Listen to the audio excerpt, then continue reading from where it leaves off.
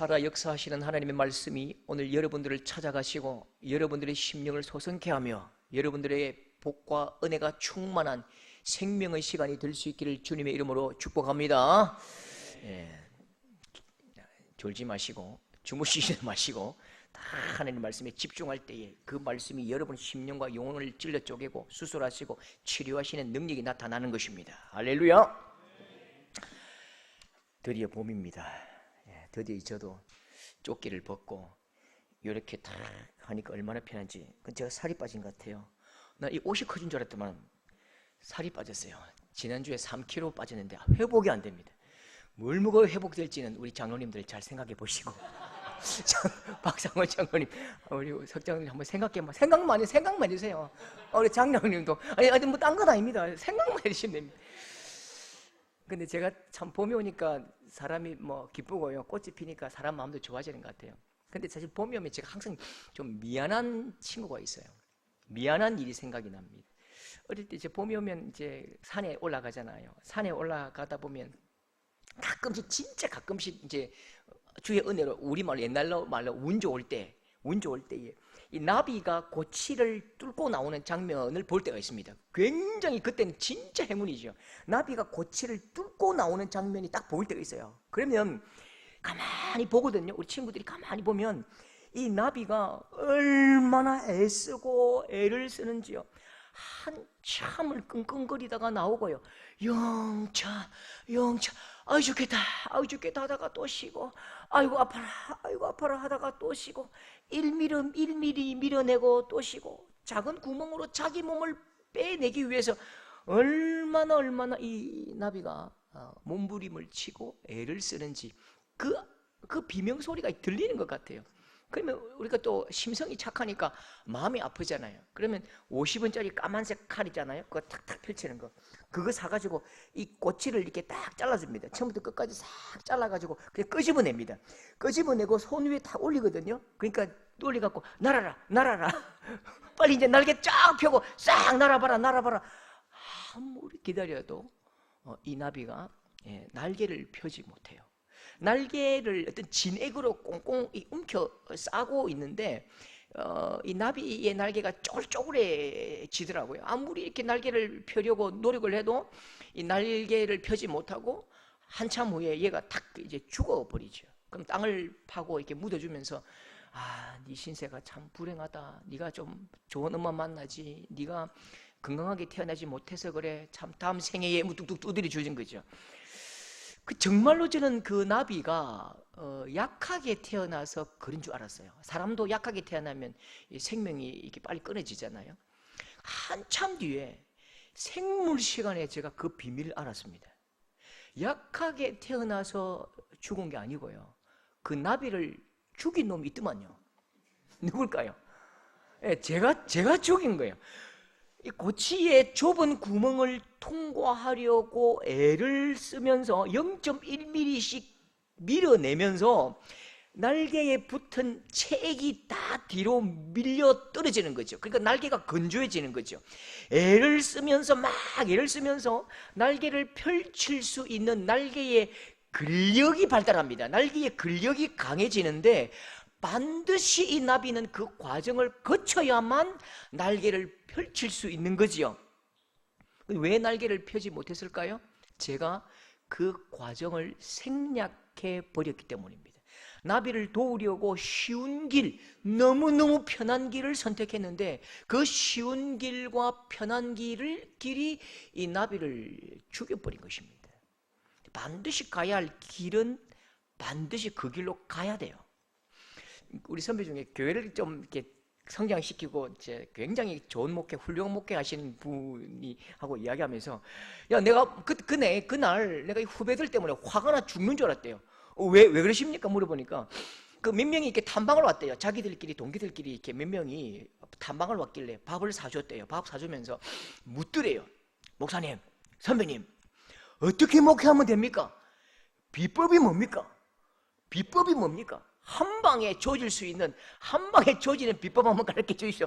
그래가지고 가만히 생각해 보니까 아무리 생각해도 한 방에 조지는 비법이 없었던 것 같아요. 그러니까 이제 한 20년 세월, 15년 세월 동안 내가 한 일은 성도들을 한 사람 한 사람 가족처럼 사랑하고 또 정직하게 말씀과 기도로 내가 전심을 다해서 말씀과 기도했다. 그거 외에는 다른 것 없었던 것 같은데, 이렇게 말하니까 그 젊은 후배들이 목사님 섭섭하네요. 혼자 부흥해야 하고 혼자 그렇게 멋지면 되겠습니까? 제가 소문 안 낼게요. 한 방의 비법 좀 가르쳐 주세요. 자꾸 비법을 가르쳐 달래요. 그렇게 짜증이 나니까 목사님이, 아니 이 친구들아 생각해봐라. 하나님의 교회가 사랑과 기도와 말씀 외에 다른 방법으로 부흥했다면 그게 부흥이냐? 장사 잘 된 거지.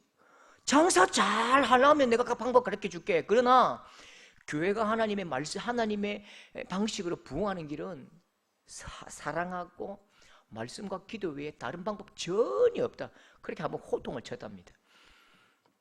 정석이 있습니다. 여러분 바둑 아시죠? 바둑에도 정석이 있다고요. 정석을 포기하면 사람이 허세를 부립니다. 정석을 포기하는 순간 겉멋이 들어요. 겉멋이 들면 이게 자기가 연예인인 줄 알고 오판한다니까요. 정석을 포기하면 이게 짝퉁이라고요. 오늘 말씀에, 읽은 말씀에 다윗 왕이 날벼락을 맞았습니다. 비참한 다윗의 모습을 보십시오. 잠옷 바람으로 탈출을 합니다. 신발도 신지 못하고 맨발로 울며 걷는 미아리 고개도 아닌데, 사무엘하 15장 30절 다윗이 그의 머리를 가리고 맨발로 울며 가고 그와 함께 가는 모든 백성들도 각기 자기의 머리를 가리고 울며 올라가니라. 반역이 일어났죠. 원수의 공격이 아니고 적군의 기습도 아니고 바로 어제까지 같이 밥 먹고 어제까지 같이 이야기하던 그 내 핏줄, 내 새끼, 내 아들 압살롬이 역적질을 해서 내가 지금 오늘 쫓겨가는데 신발도 신지 못하고 머리를 산발하고 그렇게 맨발로 도망을 가는 것입니다. 아니 권력 앞에 아버지가 어디 있습니까? 권력 앞에 자식이 어디 있습니까? 형제가 어디 있습니까? 다윗이 이 도망 다닌 데는 선수잖아요. 도망 잘 다닙니다. 울지 않고 도망갑니다. 멋지게 도망갑니다. 그런데 사울에게 쫓기고 적에게 쫓길 때는 참을 수 있습니다. 마음이 아프진 않아요. 그런데 아들에게 도망치는 이 꼴은 너무너무 창피하고 부끄럽고 힘들고 아픈 거예요. 따라 나온 이 군사들과 따라 나온 이 신하들에게 면목이 없다고요. 이게 진짜 이게 땅을 파고 숨고 싶다고요. 이 마음을 표현하는데 시편 55편 12절에 원수일진데 내가 참았으리라. 나를 미워하는 자일진데 내가 그를 피하여 숨었으리라. 그러나 그는 곧 너로다. 나의 동료, 나의 친구요, 나의 친으로다. 이 무슨 말이냐면요, 원수가 나를 공격하면 내가 참을 수 있겠다. 나를 미워하는 자가 나를 공격하면 내가 숨으면 그만이지. 그런데 내 목에 칼을 겨누는 이 자가, 내가 가장 사랑하는 내 아들 압살롬, 내가 가장 사랑하는 내 아들, 이놈이 내게 칼을 겨누니까 내가 너무 힘들고 고통스러우니까요, 울면서 걸어서 그렇게 피난을 갑니다. 혹시 여러분 그렇지 않아요? 문제가 생기면 옆에서 항상 답을 말해주는 사람이 있지요. 이게 답이야, 이게 답이야, 저게 답이야, 저게 답이야. 늘 문제 앞에는 이것도 답이고 저것도 답이고 항상 답이 두 개입니다. 그래서 이게 항상 문제 앞에서는 답답하다고요. 답답해도 할 수 없지요. 모든 게 답일 수 없잖아요. 하나는 사는 길이고 하나는 죽는 길입니다. 신하가 멋진 답을 내놓습니다. 경륜과 정치적인 계산을 똑똑하게 해서 왕이여 이게 답입니다, 이게 답입니다, 확실히 합니다, 요거 답입니다 라고 신하들이, 제사장들이 전부 다 답이라고 딱 내민 답을 보십시오. 24절이지요. 함께 합니다. 사독과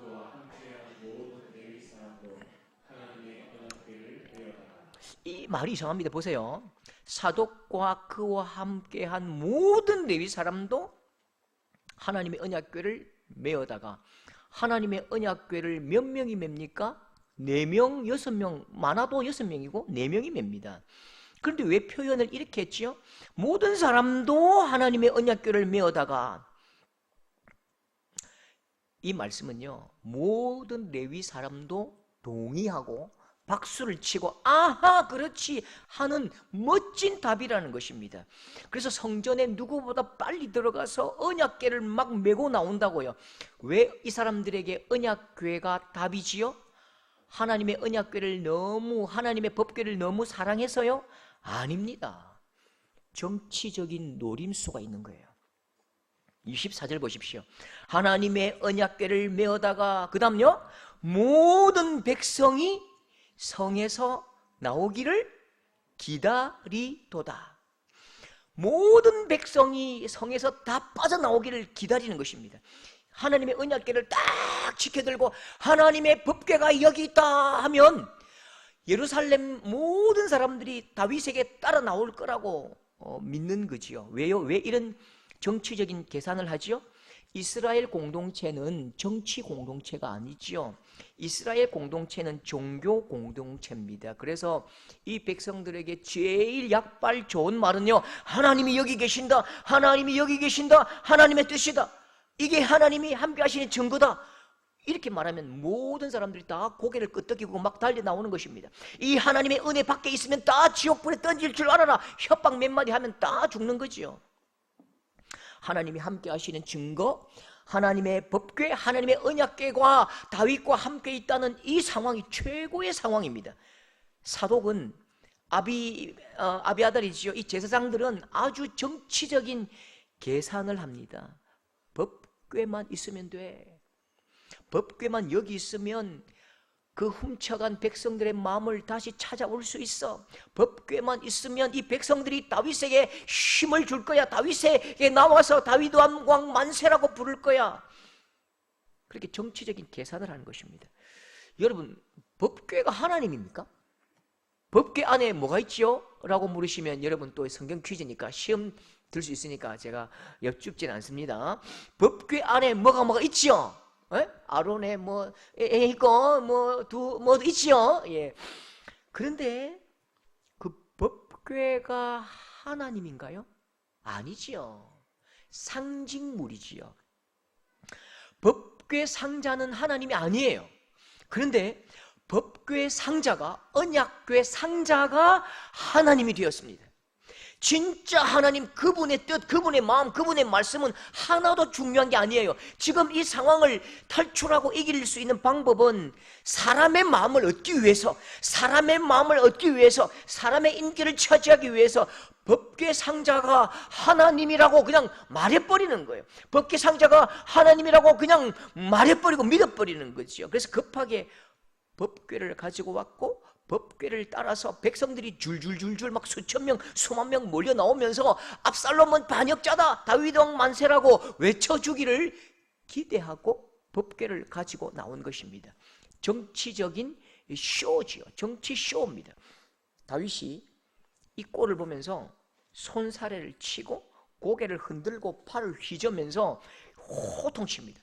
전부 다 듣도록 호통을 칩니다. 자, 25절 보십시오. 25절 함께 합니다. 왕이 사독에게 이르되 보라, 하나님의 궤를 성읍으로 도로 메어 가라 명령하죠. 사독에게 도로 메어 가라, 법궤 갖다 놔라. 딱 제자리 갖다 놔라. 딱 제자리 갖다 놔라. 와, 그냥 막 쉐리 막 다리 몽댕이 이렇게 화를 내는 거예요. 다윗이 왜 이러지요? 이 전략이 틀렸습니까? 아니, 인생 포기한 거예요? 정치적인 전략으로는 이것만큼 좋은 게 없다니까요. 그런데 다윗은 확신한다고요. 이 문제의 핵심은 사람의 마음을 얻어서 되는 게 아니라고. 사람의 마음을 얻어서 되는 게 아니라고. 그렇게 확신한 것입니다. 백성의 마음을 모으고 백성들의 인기를 모으면 내가 다시 왕이 될 수 있고 내가 권력을 차지할 수 있다고. 그렇게 이 일 풀면 안 된다고. 그건 가짜고, 그건 짜가고, 그건 야매고, 그건 허세고, 그건 허풍이고 안 된다고 이야기하는 거죠. 백성들이 모이고 군대가 모이고 사람들 마음이 모이면 일이 될 것 같냐? 광화문 앞으로 모이라. 1000만 시민 다 모이자. 촛불 시민 걸기 대회 1000만 명 모이자. 태극기 애국 시민 걸기 대회 1000만 명 모이자. 그런 정치 제도가 뭐죠? 우리나라가 잘 하는 거 있잖아요. 네 글자, 민주주의죠.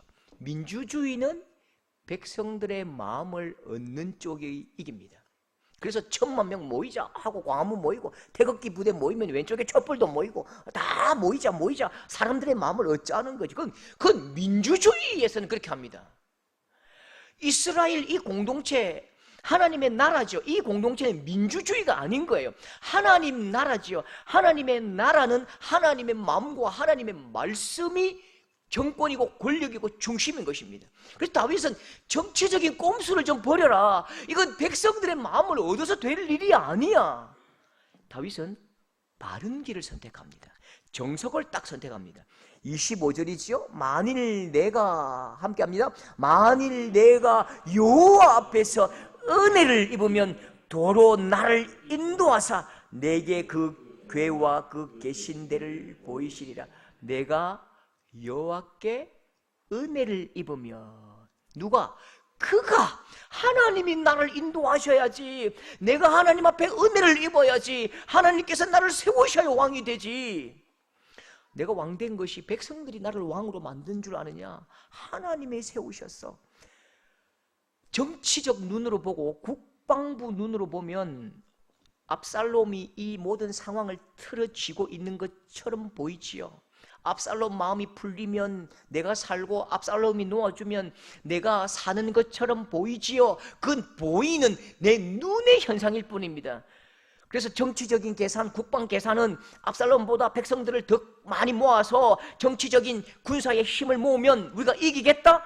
그건 정치 노름이라니까요. 그건 국방부의 그 통계지요. 그렇게 믿으면 압살롬이 역사의 주인공입니까? 백성들이 역사의 주권자입니까? 아니, 압살롬이 왕입니까? 백성들이 왕입니까? 압살롬이 왕이라면 압살롬의 마음을 얻으면 돼요. 백성들이 왕이라면 백성들의 마음을 얻으면 돼요. 그러나 다윗은 그렇게 말하지 않는다고요. 이거 상황과 우리 눈으로 볼 때는 그렇게 보이는데 그긴 잘못된 길이야. 이 역사의 주권자는 하나님이시야. 하나님의 마음을 얻어야 된다. 그렇게 외치는 거죠. 다윗 인생, 그 고달픈 10수년 인생을 걸고 다윗이 분명히 확인하고 확신하고 본 게 뭔데요? 도저히 넘어설 수 없는 태산 같은 문제 앞에서 다윗이 목이 터져라 외쳤던 그 한마디를 가지고 왔잖아요. 그 한마디 목숨 걸고 여기까지 왔는데 내가 지금 와서 사람의 방식, 사람에게 인기를 얻는 그런 방식 쓴다고? 내가 태산 같은 문제 앞에 한 번도 잊은 적이 없는 외침이 있었다고요. 사무엘상 17장 47절 우리 함께 힘차게 읽어보겠습니다. 시작. 여호와의 구원하심이 이 무리에게 알게 하리라. 전쟁은 여호와께 속한 것인즉 그가 너희를 우리 손에 넘기시리라. 전쟁은 여호와께 속한 것인즉 그가 너희를 우리 손에 넘길 것이고 여호와의 구원하심은 칼과 창이 있지 아니하다. 이 전쟁의 열쇠가 압살롬에게 있는 게 아니야. 백성들의 마음에 있는 게 아니라 하나님의 손에 있어. 잠언 21장 31절 이김은 여호와께 있느니라. 그래서 다윗이 선언한다고요. 내가 여호와 앞에서 은혜를 입으면 나를 인도하사 내게 그 궤와 그 계신대를 보이실 것이다. 하나님께서 내게 은혜 주셔야 돌아간다. 하나님께서 허락하셔야 돌아간다. 그래서 맨발로 절며 부르는 그 노래는 눈물 젖은 미아리 고개가 아니고요. 주께 가까이 날 이끄소서. 주님만을 원합니다. 더 원합니다. 주님만을 원합니다. 주님만을 원합니다. 그렇게 고백하고 외치고 선포하고 노래하고 울면서 올라간다고요. 대한예수교 우리 교단 이름은 아십니까? 우리 교단 이름은 대한예수교 장로회 갈로 열고 고신이죠. 고신, 고려파 교회. 우리 고려파 교회에서 나간 교단이 몇 개가 있는데요. 우리 고신에서 나간 교단 중에 총공회라는 교단이 있습니다. 부산에 배경희 목사님이 설립자신데 이분이 1970년대 80년대 우리 신학생 때는요, 이분이 우리의 신화적인 분이었습니다. 이분이 얼마나 부자인지요. 이 배경이 목사님이 얼마나 부자인지요. 사상에 하루 종일 그래도 그 땅을 넘어설 수 없습니다. 얼마나 부자인지요. 근데 이분이 갑자기 부흥회 때 은혜 받고 목사가 되었는데, 목회를 하니까 너무너무 힘든 거예요. 목회를 하니까 막 이 사람이 욕하고 저 사람은 걸리고 막 이게 감당할 수 없는 고통이 오는 거죠. 그때마다 기도합니다. 하나님 도와달라고 기도할 때마다 환상이 보입니다. 어떤 환상일까요? 기도할 때마다 환상이 보이는데 끝없이 펼쳐진 우리 집이 보이는 거예요. 우리 집 논마지기가 보이는 거예요. 우리 집에 그 80칸 한옥, 큰 한옥이 보이고, 거기에서 내가 왕년했던 김서방 30기 80기 너 저리가, 무식이 양식이 너 저리가, 이렇게 그렇게 수백 명을 머슴들을 지휘하던 나의 그 멋있는 모습이 보이는 거죠. 기도할 때마다 그게 보이는 거예요. 기도할 때마다 환청이 들립니다. 환청이 들리는데, 네가 이 짓 안 하면 더 멋지게 살 건데, 네가 이 짓 안 하면 더 멋지게 살 건데. 이 짓은 목사 짓입니다. 말하고 거지 같은 목사하냐, 왜 말하고 거지 같은 목사하냐, 이런 환청이 확 들리는 거예요. 기도할 때마다 이런 이야기 들리니까 막 그 자리에서 산에서 무릎을 팍 치고 일어나가지고요, 땅을 그 자리 다 팔아가지고 가난한 자와 자기 머슴들에게 다 나눠주고 치워버린 거죠. 다 나눠주고 치워버리는데요, 그때 유일한 우리에게 들려준 진짜 평생 기억할 만한 한마디를 딱 말씀하시는 거죠. 진짜 평생 기억할 만한 한마디, 이렇게 말씀하십니다. 예수밖에 바라볼 것이 없고 십자가밖에 붙들 것이 없을 때에, 그때에 비로소 목회가 시작됩니다. 이렇게 말하는 거예요. 예수밖에 바라볼 것이 없고 십자가밖에 붙들 것이 없을 때에 비로소 그때에 목회가 시작되더라. 그럼 내가 지금까지 고통스럽고 힘들고 목회가 안 된 건 뭐 때문에? 끝없이 가도 끝없는 내 땅, 80평 아니 80칸 내 집, 수많은 머슴들, 이거 의지하고 이거 소망 가지고 아이고 목회 안 되면 요거 의지하지 뭐 먹고 살지 뭐, 그때 목회가 안 되더래요. 그러니까 예수밖에 바라볼 것이 없고 십자가밖에 붙을 것이 없을 때에 그때 비로소 목회가 시작되고, 내가 후퇴할 길이 없을 때에 예수 그때 십자가 앞으로 달려가는 나를 발견한 거지요. 그때 이 노인이 울면서 이런 찬양을 하는 거죠. 이야, 대단한데. 예, 어려운 일 당할 때, 나 같이 해볼까요?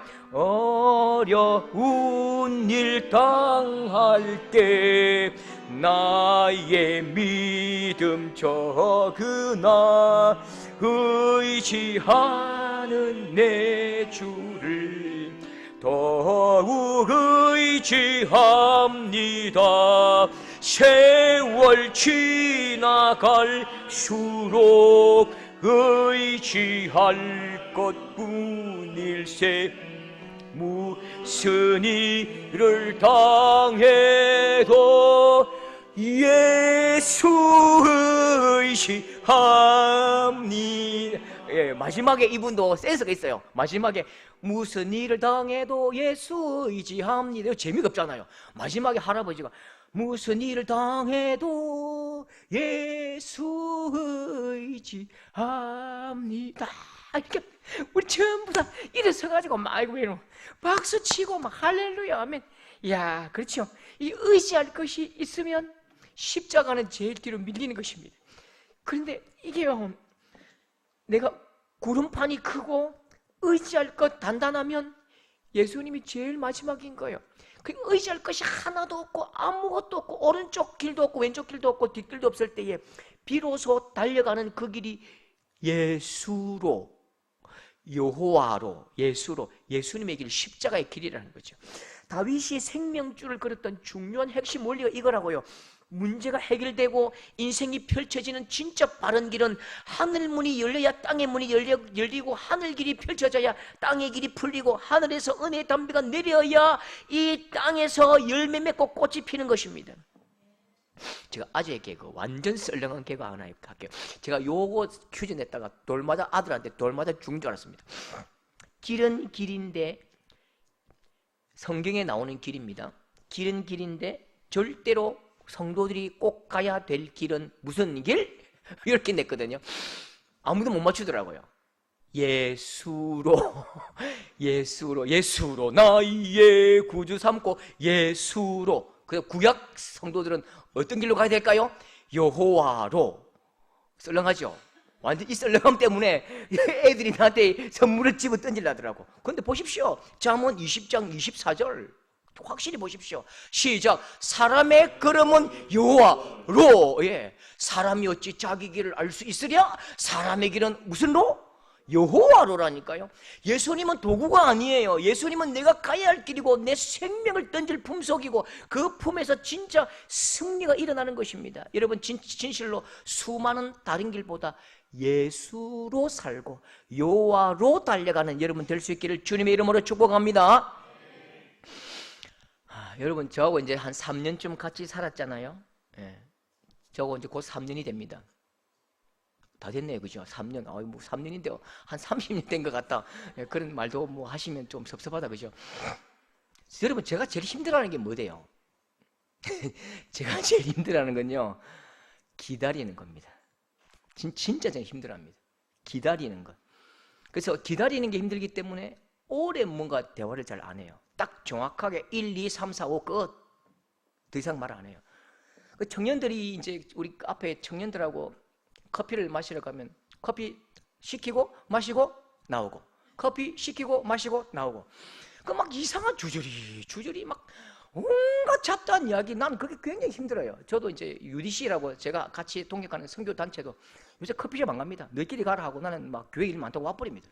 나는 그게 견딜 수가 없는 거예요. 주저리 이 말 했다가 저 말 했다가 막 온갖 이야기 다 하고 막 나 그게 너무 힘들고 기다리는 게 힘들어요. 그러니까 청년들이 딱 한번 이제 야룬 거죠. 야루다 벼룬 거죠.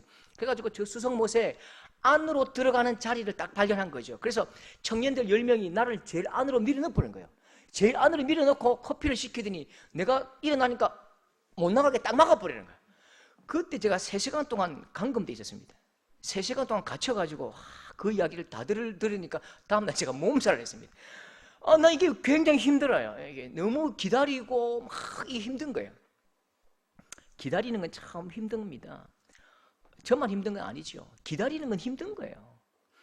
이 기다리는 것이 얼마나 힘든지, 이 기다림이 우리 민족의 이 아픈 이 통증이 되었습니다. 대표적인 노래 아시죠? 기다림이 얼마나 힘든지요. 길어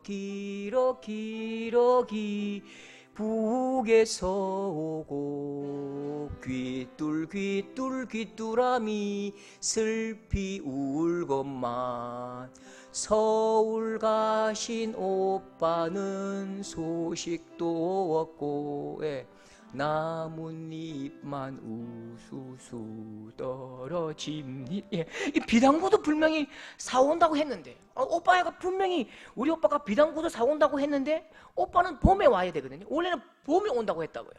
그런데 이 꽃잎이 피더니 꽃이 지고 여름이 지나고 가을이 되어서 낙엽이 우수수 떨어지는 거죠. 낙엽이 우수수 떨어지고 추위가 오고 분명히 귀뚜라미 소리가 지난번에는 노래소리같이 들렸는데 지금은 슬피 우는 애절곡조로 들리는 것입니다. 이 기다림의 고통이 딱 추가되면요, 이건 정말로 견딜 수가 없어요. 위기가 오면 사람들 마음이 조급해집니다. 이 기다림의 시간에 바로 우리 인생이 결판납니다. 기다림을 잘 기다려야 돼요. 기다림의 시간에 허물어진 한 사람, 여러분 아시죠? 이 사람인데요, 사울이죠. 사울 인생이 언제 무너지는지 아십니까? 사울이 하나님 앞에서 세워졌던 사람이지요. 하나님께서 귀하게 봤던 사람입니다. 그런데 이 사람 인생이 언제 허물어지느냐? 지금 당장 적이 공격해 오고 블레셋이 공격해 옵니다.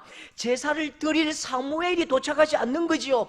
위기의 순간에 마음이 조급합니다. 기다릴 수가 없는 거지요. 위기의 시간에 사울은 오판합니다. 사무엘상 13장 9절 사울이 이르되 번제와 화목 제물을 이리로 가져오라. 번제를 드렸더니 여러분 위기의 시간에도 누가 왕이십니까? 하나님이 왕이시지요. 급한 시간에도 누가 왕이십니까? 하나님이 왕이십니다. 사울은 청직일 뿐이라고요. 급한 시간, 바쁜 시간, 위기의 시간, 죽음의 시간도 왕이 하나님이시라는 그 사실, 그 고백이 있다면 기다려야지요. 사울이 망한 이유는요, 위기의 시간, 급한 시간에 자기가 왕인 줄 아는 거예요. 자기가 결정해야 할 왕인 줄 아는 거예요. 그래서 하나님의 말씀을 버립니다. 왕이신 하나님의 말씀을 버리고 짝퉁의 길을 가는 거지요. 직접 제사를 드립니다. 사울이 하나님의 말씀을 버릴 때에 하나님도 사울을 버리지요.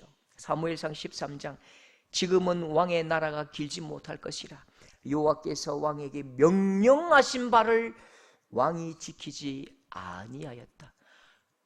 조급한 시간, 위기의 시간에 당신의 믿음이 결정나고 급한 그 순간에 당신의 신앙이 딱 엑스레이처럼 찍히는데 당신은 믿음의 사람이 아니야. 하나님을 왕으로 인정하지 않고 네가 왕이 되었구나. 너도 탈락이야. 여러분, 다윗은 우리 눈으로 보면 이 바보 천치 같은 놈입니다. 진짜 바보같이 기다립니다. 제 유치부 소풍을 화원 유원지에 자주 갔거든요. 화원 유원지에 자주 가면요, 꼭 제가 그 당부를 합니다. 유치원생이니까 걱정되잖아요. 그러니까 한 60명쯤 데리고 가면요, 꼭 막 약속을 받아요. 어디 갈 때 꼭 목사님께 확인 받고 가야 돼. 함부로 가면 안 돼. 약속해, 할 수 있지. 그래 딱 약속을 하고 갑니다. 60명쯤 쭉 앞으로 가니까 줄이 길잖아요. 그럼 저는 제일 뒤에 갑니다. 제일 뒤에 이렇게 놓친 친구가 없는지 이렇게 보는데 갑자기 선생님이 전화가 옵니다. 저 앞에 분이, 목사님 사랑하는 한 놈이 여기 목사님 기다리고 있어요. 큰일 나겠어요. 빨리 뛰어오세요. 사랑하는 한 녀석이 나를 기다리는데 큰일 나겠다, 빨리 뛰어. 이 맥락이 안 맞잖아요. 다친 것도 아닌데 나를 사랑하는 한 녀석이 나를 기다리고 있으니까 큰일 나겠으니까 빨리 와라. 상황이 전혀 정리가 안 되는 말을 하더라고. 근데 내가 이게 무슨 말이냐 하고 조금 누구 맡기고 뛰어갔는데 한 애가요, 6살짜리 애가 다리를 꼬고 오들오들 떨면서 있는 거야. 어디에서요? 화장실 앞에서. 다리를 꼬고 다리를 쪼고 오더니 나를 딱 보더니, 목사님 화장실 갔다 와도 돼요? 화장실에 갔다 와도 돼요? 빨리 가. 화장실 갔다 와가지고 제가 물었다고요. 왜 화장실 안 갔어? 목사님 말씀 잘 들으려고요. 목사님 말씀 잘 들으려고요. 제가 이 친구, 제가 엄마한테 좀 정신감정이 필요한가 싶어서 전화해봤더니 그 엄마가 그래요. 집사님이, 목사님, 우리 애는요, 집에 오면 목사님 설교 흉내 내고요, 목사님 축도 흉내 내고요, 밥 먹을 때마다 우리한테 축도하고요, 목사님 맛있는 거 있으면 목사님 줄 거라고 막 훔치고 숨기고요, 설교 흉내 내고요, 막 찬양 흉내 내고요. 목사님 사랑해서 그렇습니다. 아, 사랑하면 신뢰하고 신뢰하면 기다릴 수 있는 거예요. 그 사랑이 기다리게 한다고요. 기다리는 건 인격이지요. 기다리면 신뢰하는 거지요. 기다리면 사랑하는 거지요. 다윗은 바보처럼 기다립니다. 딸 바보란 말이 있잖아요. 다윗은 하나님 바보입니다. 우리 앞에 이 성경 앞에 이 사건 아시지요? 다윗이 도망자 10년 기다리다가 유다 지파의 왕이 됩니다. 힘이 충분해요. 사울 왕의 아들들을 무너뜨리고 자기가 왕이 되면 돼요. 많은 군사들이 갑시다, 쳐들어갑시다, 이깁니다, 확실합니다. 다윗도 알아요. 내가 가면 이길 줄 알아요. 내가 가면 왕이 될 줄 알아요. 그런데 기다립니다. 왜요? 하나님이 기다리라 하셨거든요. 7년을 기다립니다. 7년을 기다려서 하나님의 시간이 다 찼을 때에 하나님께서 피 한 몫을 흘리지 않고 이스라엘 전 땅을 선물로 주실 때까지 기다린다고요. 오늘 다윗도 기다립니다. 기다림이 영성이고 기다림이 믿는 것입니다. 생각해 보십시오. 내가 신뢰할 수 있는 사람을 기다리지요. 내가 믿음이 가는 사람을 기다리지요. 믿음이 없고 신뢰가 없으면 뒤통수 보이자마자 바로 신발 갈아 신어버리지요. 다윗의 기다림, 그건 하나님, 지금 이 시간도, 하나님, 지금 이 위험한 순간도, 하나님, 지금 내 목숨이 끊어질 것 같은 이 부끄러운 시간도 하나님이 왕이십니다. 하나님이 주인이십니다. 하나님 사랑하십니다. 사랑합니다. 하나님 살아계십니다. 그 고백입니다. 그래서 여러분 26절 보십시오. 종이 여기 있사오니, 종이 기다리오니 뜻입니다. 선이 여기는 대로 내게 행하시옵소서. 종이 여기 있습니다. 기다립니다. 선이 여기시는 대로 행하시옵소서. 28절 같이 합니다. 내게 기다리리라. 네, 내가 기다리겠대요. 내가 기다리겠대요. 하나님의 소식이 올 때까지. 여러분, 믿음의 사람들에게, 우리 성도들에게 제일 힘든 일이 뭔지 아십니까? 내가 예수 잘 믿고 신앙생활 잘하고 헌금 잘하고 봉사 잘했는데 왜 내게 이런 아픔이 올까? 내게 왜 이런 고난이 올까? 그게 진짜 힘듭니까? 아닙니다. 왜냐하면 이 땅에 믿는 사람이든 믿지 않는 사람이든 모든 사람에게는 다 힘든 일이 있어요. 이 땅의 모든 사람들은 힘든 일을 겪고 산다니까요. 그래서 그게 힘든 게 아니에요. 진짜 힘든 것, 그게 제가 수요일 오신 분은 알겠죠? 안 오신 분은 좀 손해봐야 됩니다. 예. 시편 13편 1절 2절. 여러분, 우리 성도들이 진짜 힘든 게 뭐라고요? 함께 읽겠습니다. 시작. 여호와여, 어느 때까지니까 나를 잊으시나이까? 주의 얼굴을 어느 때까지 숨기시겠나이까? 번민하고 마음에 근심하기를 어느 때까지 하오며 내 원수가 나를 치며 자랑하기를 어느 때까지 하리까? 믿음의 사람이 가장 힘든 5글자가 뭐라고요? 어느 때까지? 어느 때까지? 여러분, 해병대 특전사 가보십시오. 저도 UDT 진짜 힘들었지만 1년 6개월 되면 끝나더라고요. 막 빠따 맞고 줄 빠따 맞아도 UDT 그 힘든 군생활 1년 6개월 만에 끝이 나더라고요. 고3 생활 힘들지? 1년 만에 끝나는 거지요. 근데 진짜 힘든 게 뭐라고요? 끝을 알 수 없는, 이게 진짜 아픔이라고요. 기다림이 아픔입니다. 기다림이 아픔이라니까요. 진짜 아프면 하나님이 없는 것 같아요. 진짜 아프면 하나님이 안 계신 것 같아요. 진짜 아프면 하나님이 살아계신데 이럴 수가 없는 거죠. 그럴 수가 없다고요. 그러니까 이게 너무너무 하나님이 밉고 하나님이 막 답답한 거예요. 그러면 그때요, 큰 길이 보이기 시작합니다. 어떤 길이 보일까요? 하나님이 없는 것 같아 보일 때에 큰 대로가 열립니다. 그 대로 이름 무슨 대로? 내 욕망대로. 내 욕망대로, 내 방식대로 고속도로가 확 열립니다. 근데 여러분 보십시오. 내 욕망대로, 내 욕심대로, 내 방식대로 이 길은 16차선 달구벌대로와 거의 맞먹습니다. 근데 여호와로, 예수로는 어떤 길이죠? 청송, 청도, 꼴짝이 저기 있지 않습니까? 물 마시는 그 동네입니다. 약수터입니다. 이게 어려운 거예요. 아니, 내 방식대로, 내 생각대로는 16차선 달구벌대로 비슷한데 여호와로 예수로는 진짜 꼬불꼬불 이게 산길이라. 그러니까 나는 내 욕망대로, 내 방식대로 하고 싶어요. 다윗은 내 욕망대로, 내 방식대로 이 도로에 내 인생을 얹지 않습니다. 달리지 않습니다. 다시 고개를 돌리고 여호와로 한 달이 걸릴지 모르지요. 2달이 걸릴지 모르지요. 26절 종이 여기 있사오니 종이 여기 기다립니다. 한 달, 2달, 3달, 1년, 2년, 3년, 10년 기다렸는데 더 기다리지 뭐. 선이 여기는 대로 내게 행하소서. 하나님이 선이 여기시는 그때에 그 사건을 나에게 이루어 주십시오. 28절 내가 광야 나루토에서 기다리겠습니다. 좋은 소식 올 때까지, 하나님의 소식이 올 때까지 기다리지 뭐. 죽도록 기다리겠습니다. 여러분 인생에도 죽도록 기도했지만 여전히 광야 나루토에서 기다리고 있는 그 기다림이 있죠. 그 기다림의 시간이 참 아플 때가 있습니다. 힘쓰고 애써서 기도하지만 더 기다리라고 말씀하실 때가 있다니까요. 정말 여러분, 우리가 잊지 말아야 할 기도 제목, 우리에게 간절한 기도의 제목이 뭘까요? 그건요, 하나님 잘 기다리게 해주십시오. 기다림의 시간도 하나님께서 함께 하는 시간이기 때문에 잘 기다리게 해주십시오. 째깍째깍대는 내 시계의 그 빠른 초침에 따라 내가 달려가서 내 인생의 대로, 내 생각대로, 내 방식대로가 아니라 하나님과 함께 오솔길 걸을 수 있는, 하나님 잘 기다리는 사람, 하나님의 시간에 내가 순종하면서도 평안을 누릴 수 있는 그런 사람 될 수 있기를 주님의 이름으로 축복합니다. 하나님 앞에서 기다리라 하실 때에 더 평안할 수 있기를 소망합니다. 열심히 기도하고 열심히 기다리십시오.